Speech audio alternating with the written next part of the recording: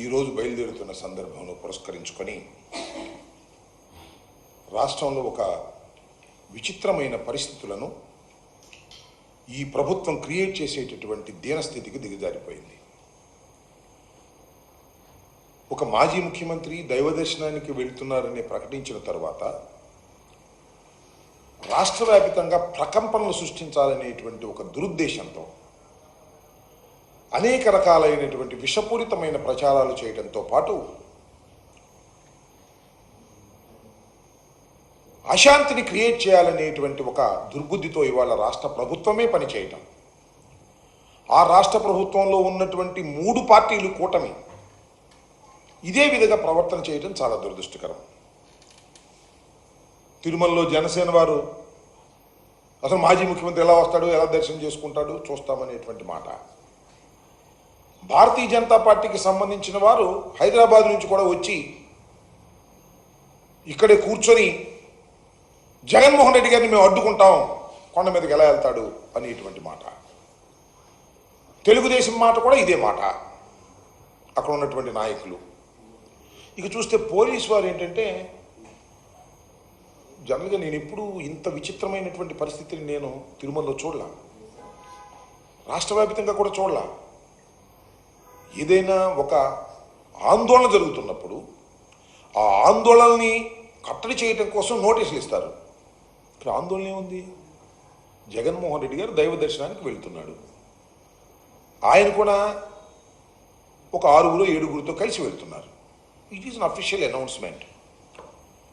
మీరందరూ రావడానికి వీల్లేదని ఎక్కడో రాయలసీమలో ఉన్న వారికి నోటీసులు ఇచ్చే కార్యక్రమం చేస్తున్నారు. మా ఎంపీ జనరల్గా ఉంటారు, తిరుమల ఎంపీ గురుమూర్తి గారు వైఎస్ఆర్ కాంగ్రెస్ పార్టీ నుంచి గెలుపొందినటువంటి వ్యక్తి.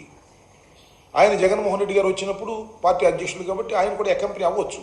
ఆయనకు నోటీస్ ఇచ్చారు, నువ్వు రావడానికి వీల్లేదు,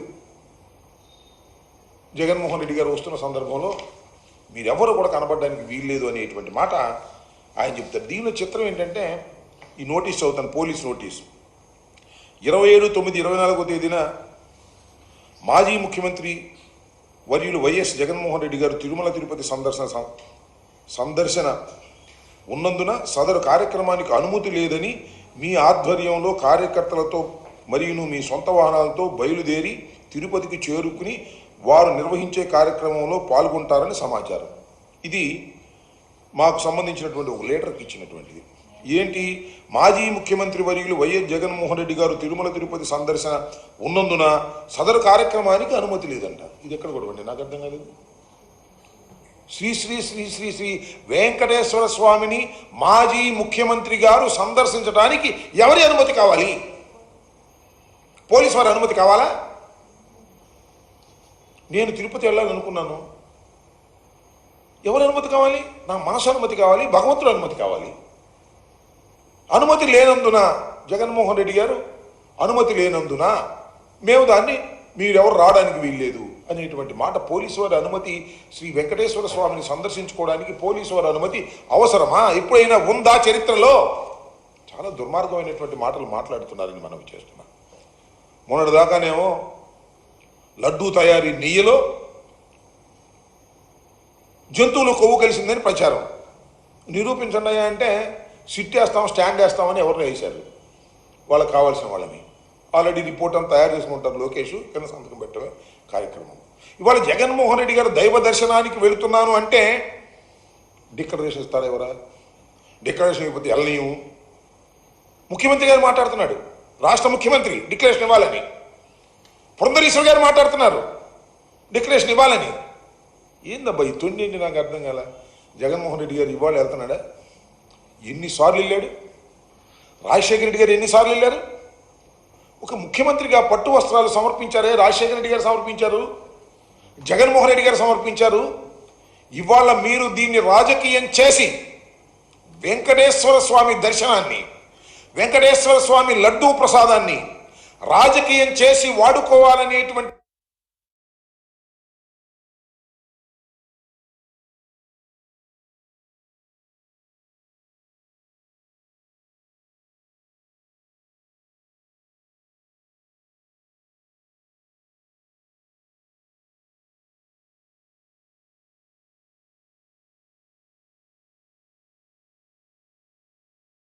ఆ రోజు రాని వివాదం వాళ్ళు ఎందుకు వస్తుంది?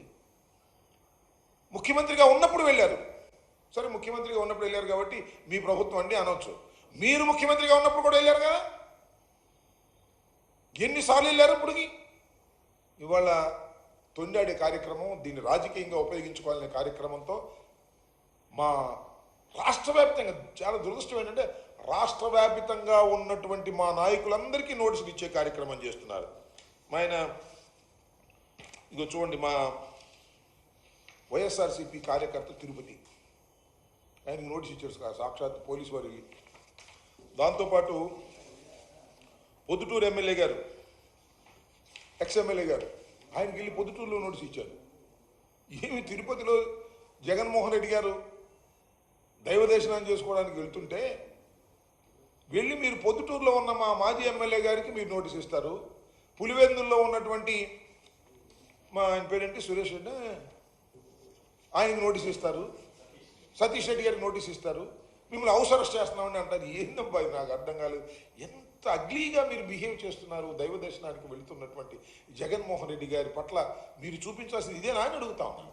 రాజకీయం నుండి చూసుకుందాం, వేరే లడ్డు చుట్టూ దర్శనం చుట్టూ డిక్లరేషన్ చుట్టూ రాజకీయం తిప్పి మీరేదో బాగుపడాలనో రాజకీయంగా లబ్ధి పొందాలనో ప్రయత్నం చేస్తే దానికి మీరు తప్పనిసరిగా భగవంతుడు శిక్ష మీకు వేస్తాడు, ప్రజలు కూడా మీకు శిక్షిస్తారనే విషయాన్ని దయచేసి మర్చిపోవద్దని, ఇది దైవభక్తి ఉన్నవారు ప్రజాస్వామ్యవాదులు అందరూ కూడా ఇలాంటి చర్యల్ని ఏదైతే అరెస్టులు చేసి నోటీసులు ఇచ్చి నిర్బంధం చేసి 10,000 మందితో దర్శనానికి వెళ్తున్నారని రాశారు. దీనిలో ఒకదానిలో నాకు ఆశ్చర్యం వేసింది.